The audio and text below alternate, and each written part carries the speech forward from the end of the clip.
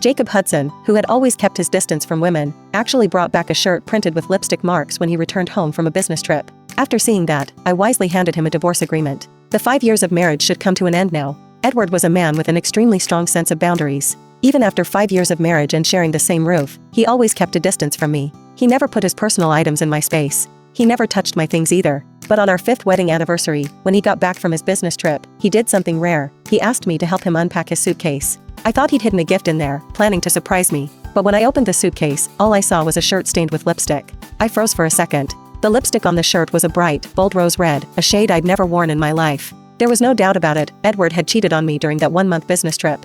I was just about to ask Edward what was going on when the doorbell suddenly rang. I opened the door, and standing outside was a beautiful girl in her early 20s. "You must be Mr. Grant's wife, right?" she said, giving me a smile. Even I couldn't help but feel a little fond of her charming smile. "I'm Mr. Grant's new secretary. I left some documents in his suitcase during our business trip," she explained, stating her purpose. Edward's family was the richest in the local area. This year, he'd taken over the family company. He hadn't gotten along with the secretary the family had assigned to him, so he'd asked the HR department to recruit 5 postgraduates from top universities. After a 3-month probation period, only this girl, Natalie Levinson, had stayed. And she was Edward's first love from college. Back in college, Edward lived frugally, so Natalie had mistakenly thought he came from a poor family. She'd dumped him for someone with a better background, and that was when Edward had agreed to go on a blind date with me and marry me, as his family had suggested. I'd never met Natalie before. Whenever Edward mentioned her, he only ever said she was extremely efficient at her job. He'd never told me how beautiful and likable she was, especially her big eyes, which fit Edward's taste perfectly. I stepped aside to let Natalie into my house.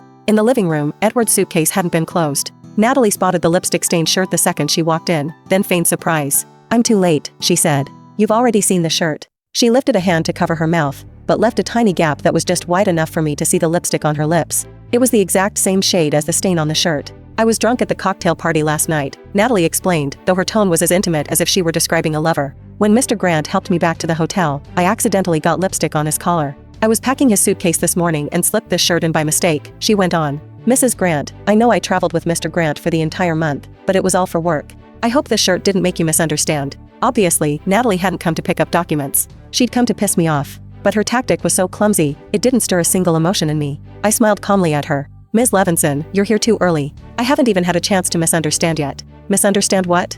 Edward's voice came from the bedroom. He'd just gotten out of the shower, wearing only a towel around his waist. His upper body, with its sharp, defined abs, was bare, and even though there was a stranger in the house, he didn't bother covering up at all. Edward walked over and, right in front of me, asked Natalie, "Nat, what are you doing here?" Natalie tilted her chin, gesturing to the lipstick on the shirt.